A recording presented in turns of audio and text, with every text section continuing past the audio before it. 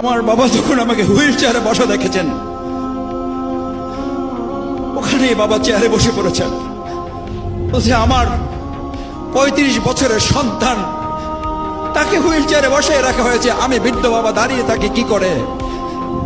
এখানে বলে যখন চেয়ারে বসে গেছেন, আমি চেহারার দিকে তাকিয়ে দেখেছি আমার বাবা কতটা অসুস্থ হয়ে পড়েছেন। সেই অসুস্থতা থেকে বাবা মৃত্যুর করে ধাবিত হয়েছেন, আল্লাহ তাআলা তাকে নিয়ে গেছেন, আফসোস নেই।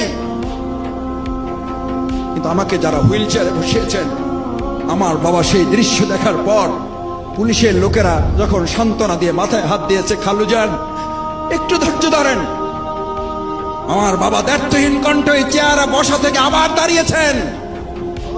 পুলিশের লোকেরা ভালো করে কান খুলে শোনো, আমার 4 ছেলেকে আল্লাহর দ্বীনের জন্য, ইসলামের জন্য বহু আগে তাদেরকে আমি আল্লাহর দ্বীনের মুজাহিদ হিসেবে দিয়ে দিয়েছি। আর আল্লাহর সম্পদ আল্লাহ যেভাবে তাদের কাজে লাগায়, আমি সিরাজউদ্দিন তাতে খুশি আছি।